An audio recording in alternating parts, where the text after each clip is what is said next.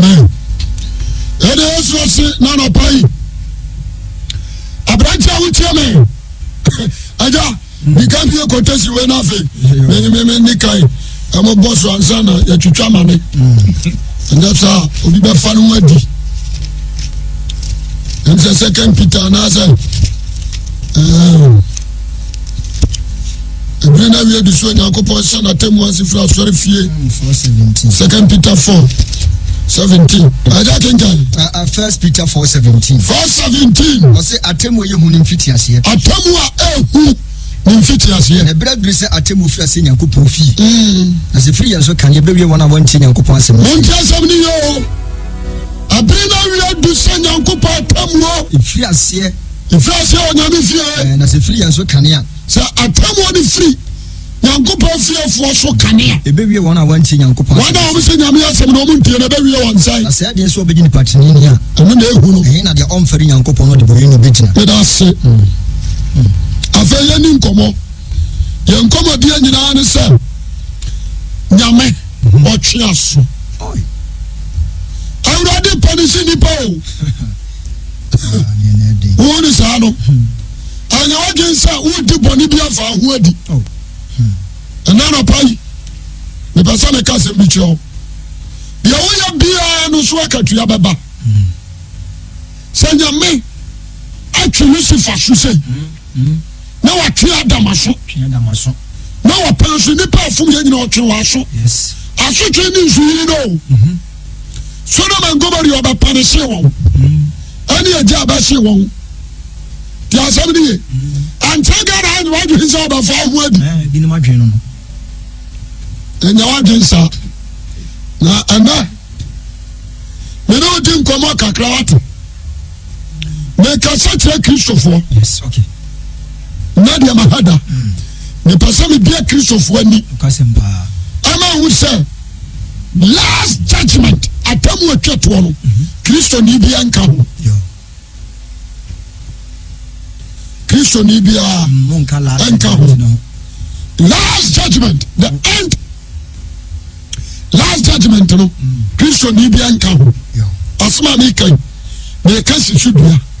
anya wo na kwa sori ho asemo dabi Christo ni last judgment Christo ni bia nka ho fatuti amen amen aso wo na kwa sori anya so Christo fo yes machem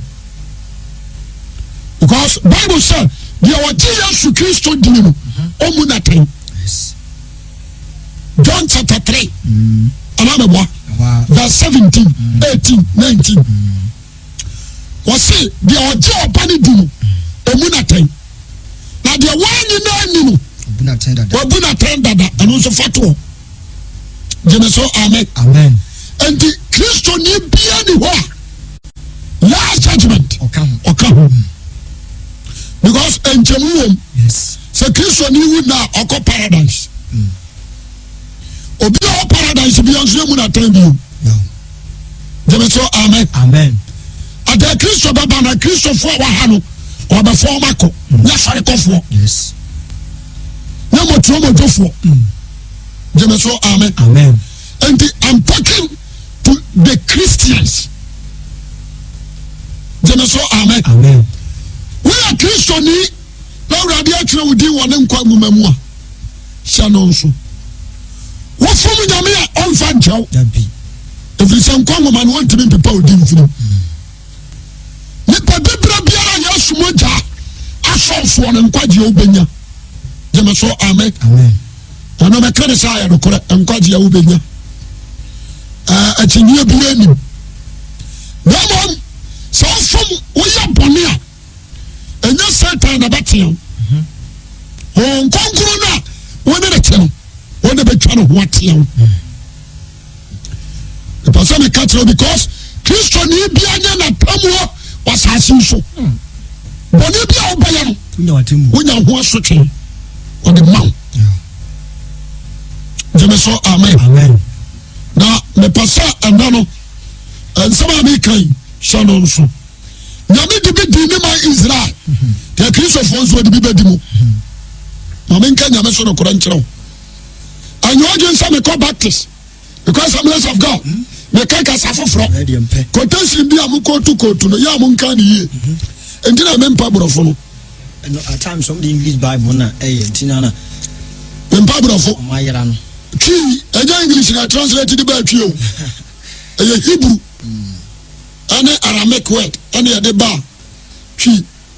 And English. Sometimes it differs. 4 John chapter 1 verses 9-36. I says yakasa yanene wo anyankofa ne nam sumu a yedi atro na yeni no kore na se nam hamu se wono wo hamu no na yayo ne aha kenkan First John 7 First John chapter 1 verse 7. O say na se nam hamu se ono wo hamu a na ye wa yonkofa woni mu na ne ba Yesu moja tie hu firi boni nyina ho na se ka se ni boni a tie nie se wo hamu ahamu se di ono wo hamu de dia ne na wa yonkofa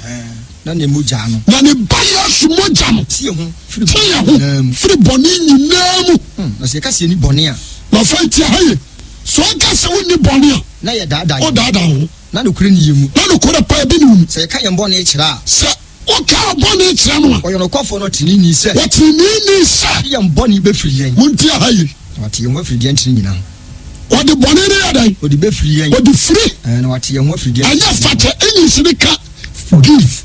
anu na atom tiri mu forgive but it check history what is saying Hebrew so right o ka free adia bia adia free no yam fan chow what do you say this one triaso cancer intention so say quotation way sake what dia ho nyame won fan check or the free yo amen kan ko ran chiraw this what answer entimpandudo a we do bani wa Kristo mu no wo nyina ni mfiri umra to so Job 14 Job chapter 14 Odi atrasena di boni na ye wadwen se wa woni wa na dia mahada na mebie so a kire wo ti asem ni ye Job 14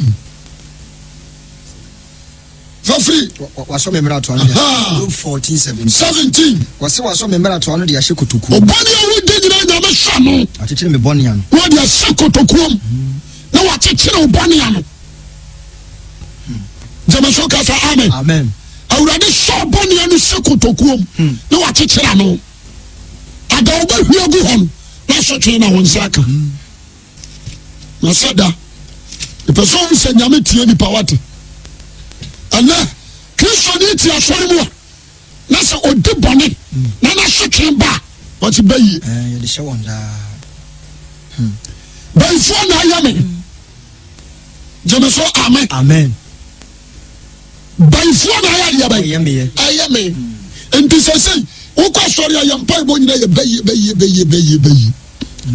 nyina se bayi ye no ni na fisa wa odi boni odi free aka honhom a one ne te no so twu aso ti asabri me person me kan bibi di tutrim ana wo say Yesu kan se de o kasa tie ni paba no de be che no na de obaya boni a che nkonkron no ore mfa nche no nkonkron mfa nche this what punish once what did you make sure na say entena no fa Bible mi ko tu Bible na wa kan Jamaso amen na dia ba ko ma study am we say nkonkron sotwe ebi ye wuro Jamaso amen ebi akoma yare stroke ebi dia tipaye nkonkron sotwe o otimi yu ma dade na ka twa nan nkonkron ni mina na sotwe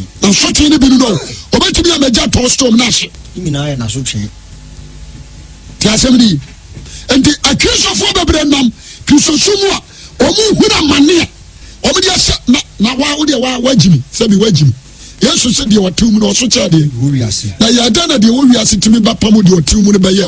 ni asem no enti sa awurade won konkro ni your face one cover a fire evil spirit a fire wo be ye a fahi ana evil spirit fire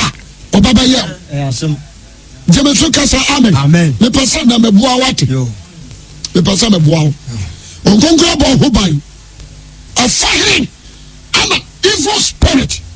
etim aba pamo onkonkru fi ho no fire obaye o entetrase na ndasema me kan dwene ho na mpo efra body mfiti ase ho na baye kuno ebi si da efra adam regime aba besi ya penso hoi ana baye kuno ebi si da aya tro ne bible num se we se bayfo ne kumu no msia ne ba bia ne pese ena moyim se hu ne firi mu na o trase kronkron ya mawurade awurade na ya som no we justice god yes na some bia waka no oye what antene sadia aja Deuteronomy yan sase Deuteronomy chapter 8 verse 5 enti unu wakoma mu se atiafo nyina ntiame enti huru no wakoma mu se de oni patia ne ba no sadia oni padasane ne baye bone a mame musa Ghana fo nyina nyame no Lucifer awa nyonkofa dabi nyame adamfo ne baye nyame adamfo ne bosom dabi jemeso amen ana me ye Kristo ni ma ye bone atie nyankopon Lucifer na wasa batoma so dabi ntimi sisa bayfo na wasa ba punishment ntimi sisa jemeso kasa amen me person enne unguru ne ye haw awurade na hawo unnim nyame no ye de hye jemeso kawo me say obi tsa kwa sore kura wo mra na problem na double because okono osawo ni ni asem na sepo abekura bible say do wakamfo di ma de wo haw osa ko buru ni mu ya asem ni yo enti mebusa se bama bai ana oba bai ana oto ono ani fie ana fie ne ye opposite omo ne ye aka omo mpare ni mahwe na maame ne baye ne bone no akoka tire ni pa one ne ye aka tia me ba mam ebi besi jemeso amen ebi besi ana so Satan and Christ anyonkofo be no mo suni ha ni twaka aye dan ne nyame ba fuma Satan na batia no aye dan me person da woni bue na won sa urade na won ne nam no Deuteronomy chapter 5 8 verse 5 enti unu wakoma mu se de oni patia ne ba no se de oni padasa ne ba ya bone a ono atwe aba atia no sa na radu nyankopon tia wo sa na radu nyankopon wo fom no oba dan ba tia oba dia ban ba tia me pa ti o munti asemi ni na wa nyina ba bia nkasa bonsam na eyam man ya wona mu no e Kristo ni nyame ba tia jemeso kasa amen okay me pesa atiefo ti aja yanko Hebrews we say ba pam da dem bia Hebrews chapter 12 verse 4 Hebrews chapter 12 verse 4 verses 4 Hebrews chapter 12 verse number 4 we say na mo ne boni di akon amara wa baji Yesu adi na ugusu ye boni na mo nyansia no koduru mojem enti won fa Yesu moja ni nyare nte wo prako na mo wura fie futu akasa kire mo se man se me wura fie futu akasa kire mo se man se me ba emu rade asotwe adeketo emu nyame asotwe dia ban adeketo na nso yi waten ya mo akomantu so wo ya boni bi na rade nam ne babi so bani waten emu akomantu na rade don na wotwe na so rade don pa ana awurade twena so ohwe oba biala wo je no wonti asem ni ho de awurade don no ara wo twe aso enti se wo ya boni wo ti asori na so ya boni na nyame antwa so a onya ne dofo na je so wa prawa kamera to fo do akọ ohwe oba biala nso a wo je no ya so hi ho na je so wa prawa kamera to fo do akọ fa yene jem what was what say what's na ohwe oba biala wo je se oba bia oba na jaboni no se jana twa ba de hwini wi a ajane sakane ba no na se mu asotwe mama ne tene mu se mu na asotwe nyame de ba ma wunu mu amane na je sa asotwe no de ma na mane huru ya de ba ewom amane huru ya de ba ewom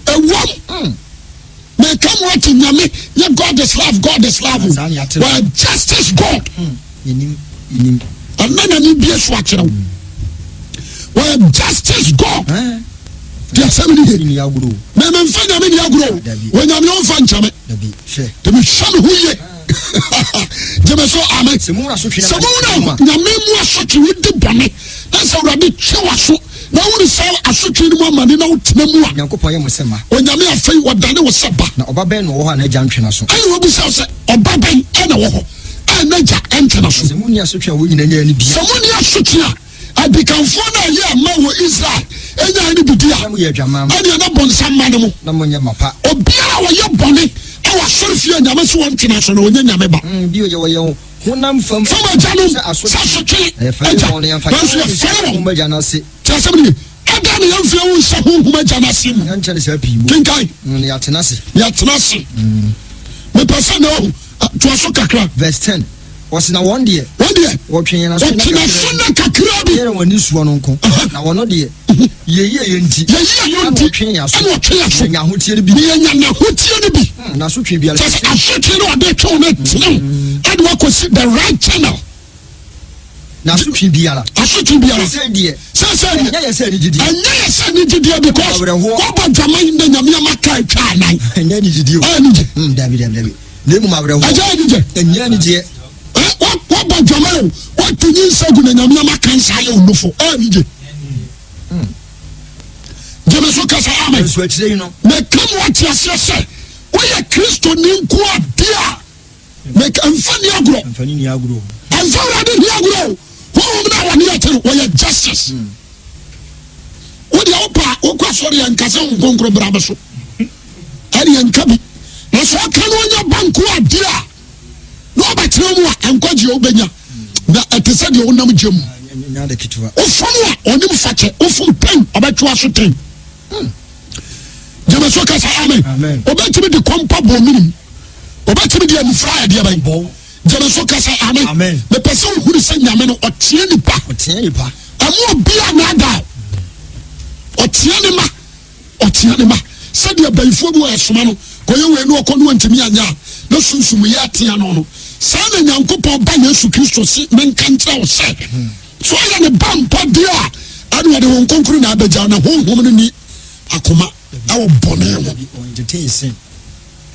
wo entertain Sha Ananias according to Acts chapter 5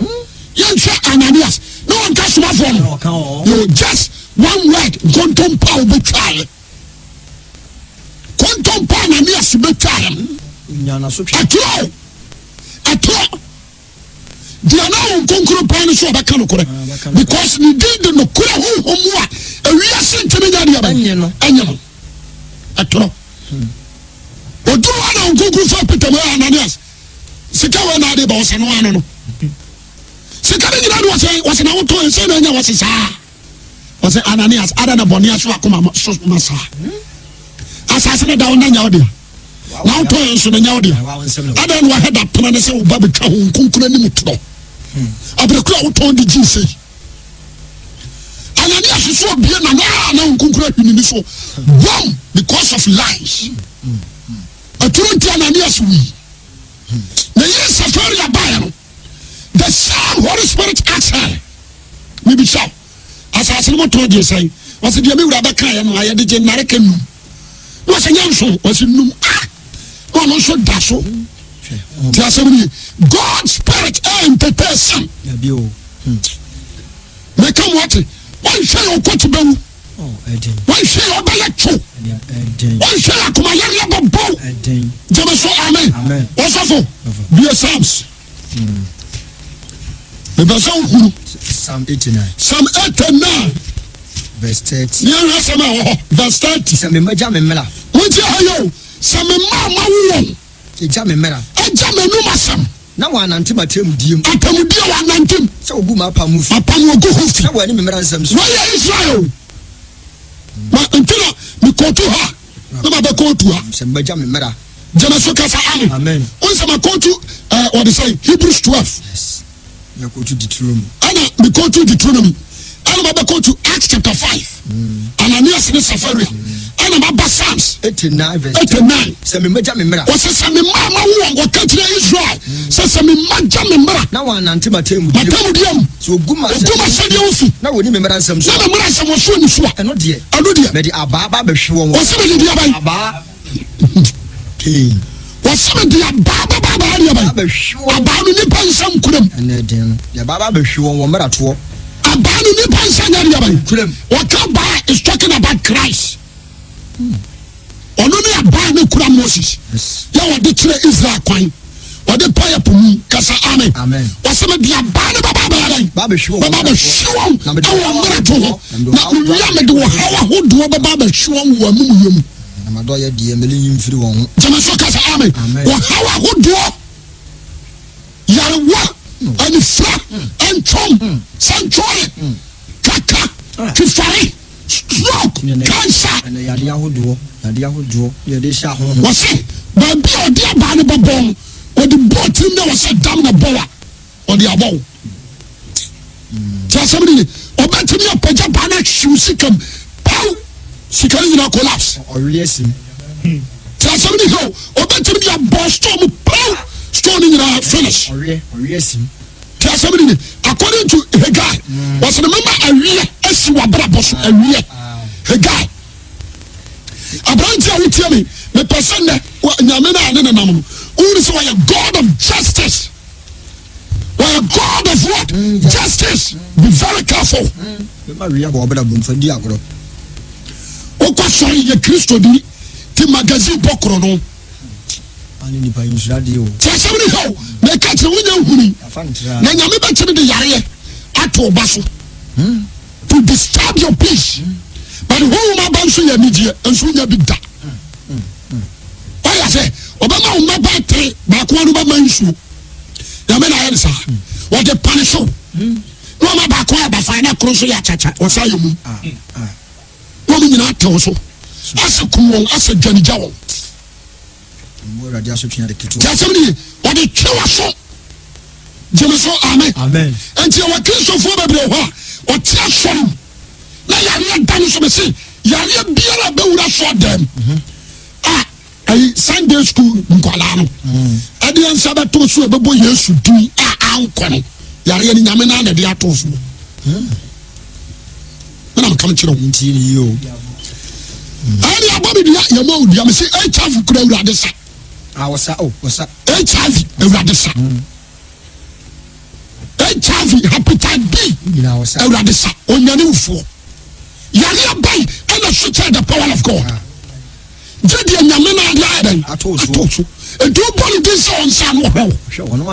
the moment a wɔbɔ ne din no na wogye so amen no na wohoyɛ nahinu wɔ sa mmienu wɔsɛ mekɔ asɔre no kora ɛbɔ mpa yɛ maa me no yareɛ no mu saa yɛ den no obi kyɛ aka saa asɛm no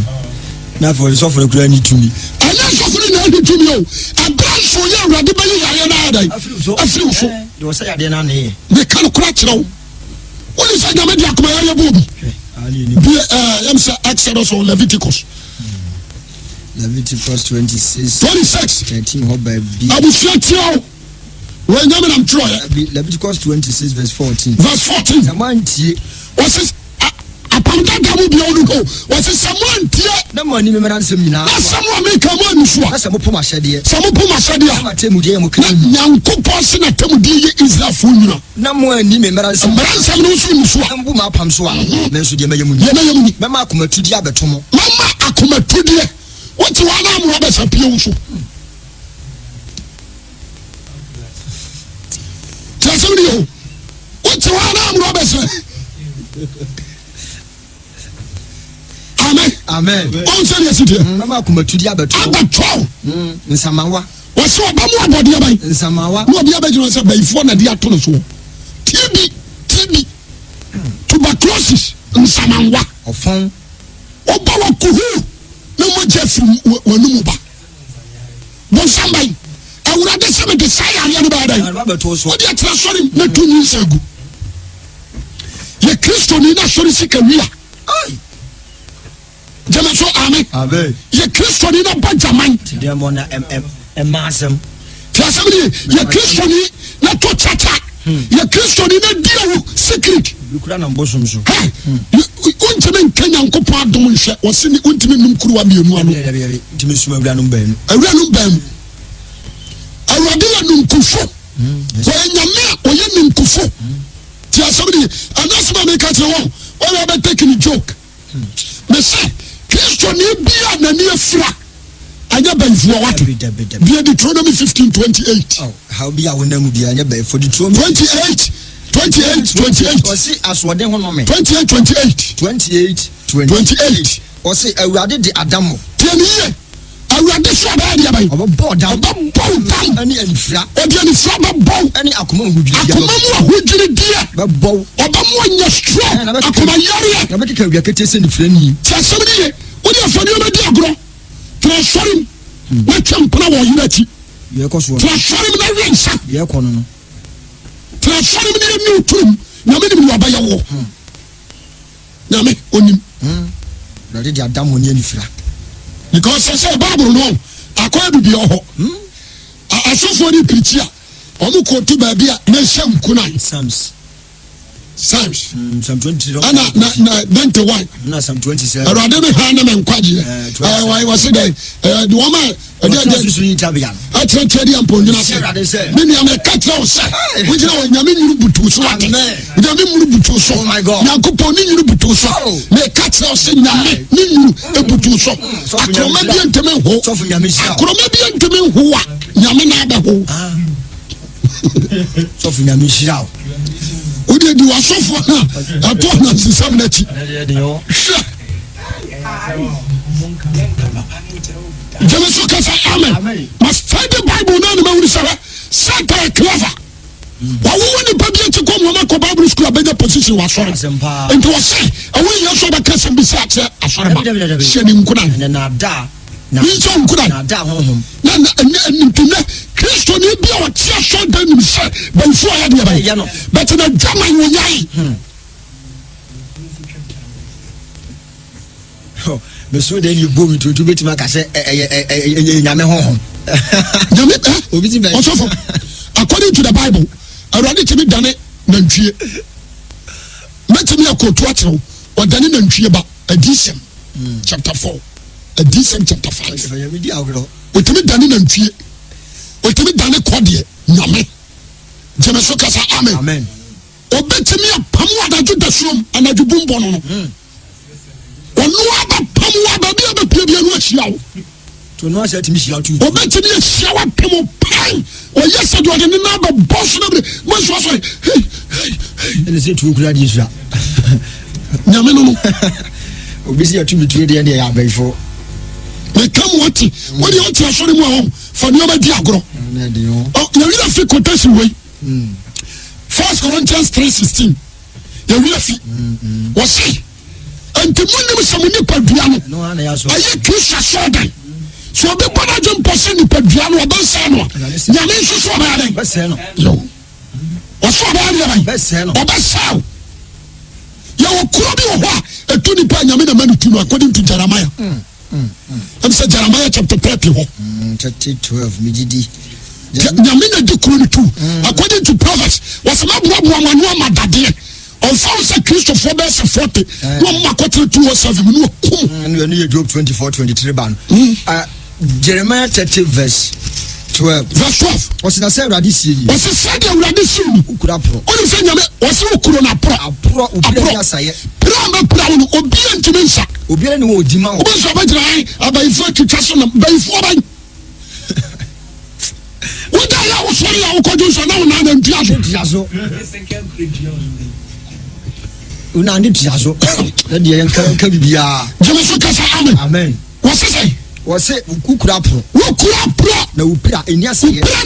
obiara ne wɔ ɔdi ma wo na bɛtoto obiara ne wɔ ɔdi ma wo na wobɛtumi atoto kuro no nnuro ne ntaresoɔ ni hɔ ma nnuro ɛne ntaresoɔ bi ne hɔ ma wo nyinaa werɛ fiw mama adɔfo werɛ fiw womisa wokyerɛ kwae wadɔfo misa wo bio ɔtamfo pira na mede apira wuo hɔ na ɛkasa yi awurade na ɛkasa no hɔ na ɛkasa yi awurade na ɛkasa wɔsɛ watamfo pira na me awurade mede ayɛdɛn mede apira wɔ wɔtirimɔdenfoɔ so twe na mede ato wɔna na ɛta na ɛnyame wɔsɛ ɔmu yɛ dodoɔ so wote bante sida mo bɔ dwaman ɛnam sɛ ɔbɔne mu yɛ di nti na atoa so wodeɛ monnim nyame na mo ne ne nam no monnim ɛsi nyame yɛ ɔdɔ ɛtaaka agya me yɛ memfa ne saa wo ɛtaaka papa enti mehwɛ me ho yɛ ɔdɔ Onyankopɔn na da wɔde dɔ me ne sɛ wɔgye me afiri wiase na mebɛdi nkwase asɛm de wɔbɛkyerɛ me sɛ dɔ no wawie nipa babrɛ gu asɔre m ɛhuna ma ne nnɛ yɛ ɔmo nim yɛre bɔne a ɛne Christian ni bia ufuma nyame twmaso Christian ni bia o yes we dia wa nyini no wawuo ha chankwase asem no One ending. Before Nachi na we Musa. According to Osankafo 12:7. Was it dot you ever called the Tensa the Octia Canano? Na homono. Akonyanko Ponchan. The Maya in chain. I am your mammy and Dotia home walker. Aramwa. Atemu de Yami Wakra no Bebunate. Home that to Munka home and Anya Bonnet. Jemaso Amen. Into Nipa we are never radiated home and your bonnet. Jemeso amen. But wakara na temu ya ne dia. Nipa na wawo no. Ne kira ko spiritual mind. Wakira na osi abanfu awe no. Na temu da dia ni ebebu na ten. Si are dia ni ebebu na ten. Nipa dia no so na da wa ya de ko form no. Afofele the word of God. The person na me come bi chow. If your body fit as when you bet me attem say what is say? Banfu akom nipa. Obi anti bi da obi aso hia bi. Jemeso amen. Ni be kontu Bible na tell mo say nyame na akum. Yo. Jemeso amen. Osofo. Bia odi say Samuel. First Samuel 2:6. Unya na ko say Deuteronomy o say. First Samuel chapter 2:6. Verse 6. O say Urade na akum. O say men kan o say bonsam na akum. O say Urade na okum. Aye banfu na kire nipa we. O say Urade. Why na kum nipa? Urade. Why? Urade. Anya bayi. Anya bosom. Dabi. Ejina me jama se mekira man timi nkumi da Antonia man timi nkumi da ade na ba mi abumawu wose Urade na ekum jama so amen wose Urade na ekum no manka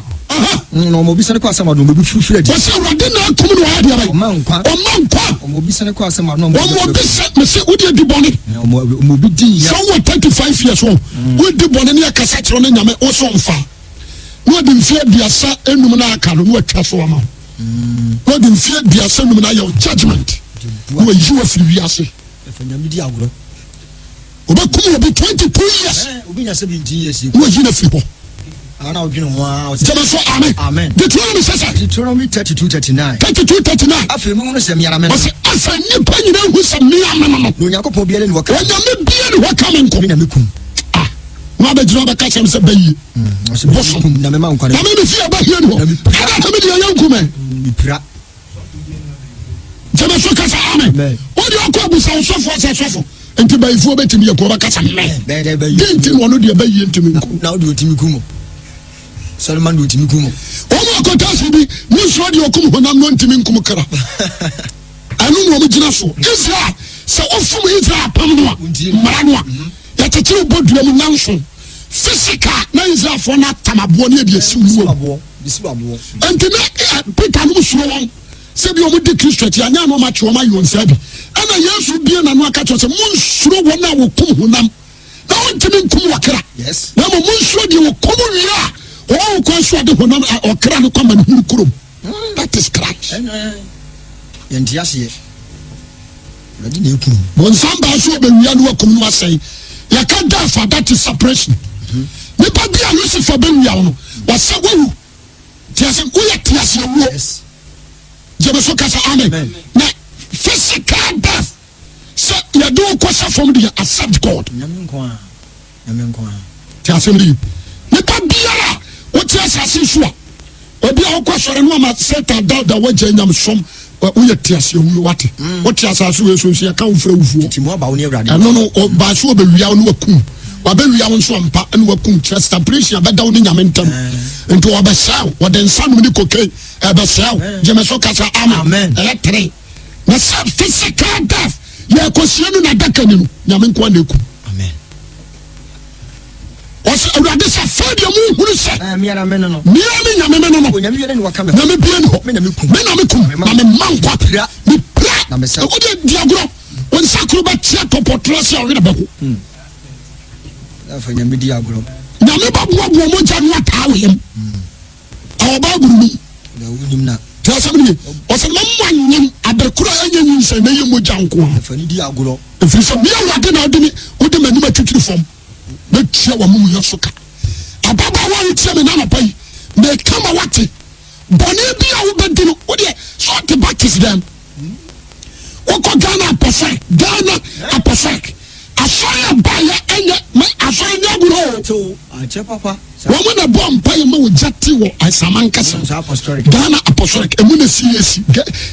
fire. Akyɛ papa. Yes. Tiram na de bɔnni wɔte tiram na yɛ nam tiram na de bɔnni yɛn mpɔtwa didiɛ ɛne manfoɔ nante mmuru nyaman. Masam. Masam. Ninsari chiguro. What's a sort of issue? A rather skin cancer, but bow. Obanu. Obanu fra. Obajin who feel any friendly being was on any before. We take them a doing in Bapro and Sunawi. For your media. But I'm sorry, I call him slow. Mamma can be also for. Miss Lily Fona. No more back is not for Swabbat one. What a cool one. Radia. Miss Lima Bakai, I want you to come.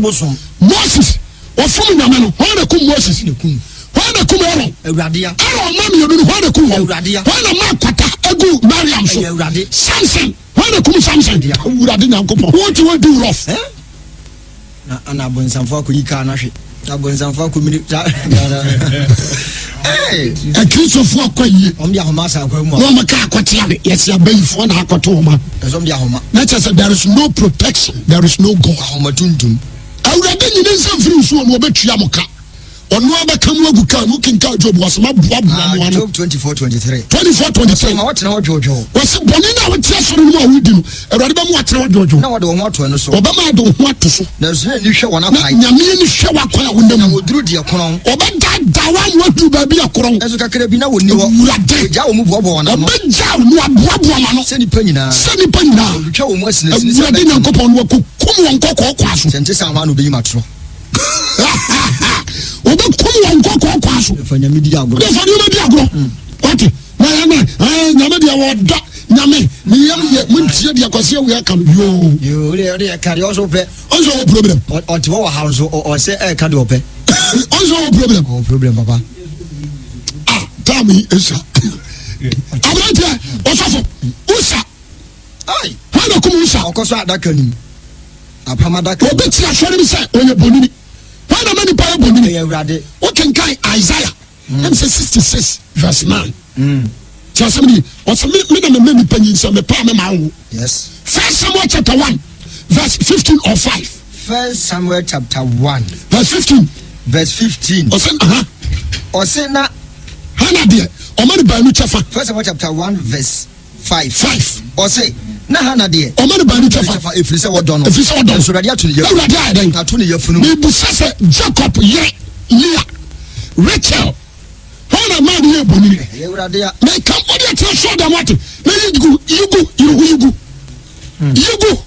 nyame ba mu a wo de mu aspande anu ne ba jage wonyam ya na kwala na flato nyame na yesa just onyam nyame nti Bible say kan jo say Ewrade na mu tua ne kansan wo de aso chini akam wo baba so manu asi abreko fa chame nyame ya do mo chena matwa so ama me ka tro amfa Ewrade a wo ne nyame ne agro Kristo ni bia wo so ya Kristo ni no be a holy person to God. O person Jama Okra, Nantetine, and Kunkuni. Yes, a Bonibia, Ben, a swatch of Sabaka. There is no, on your cassia.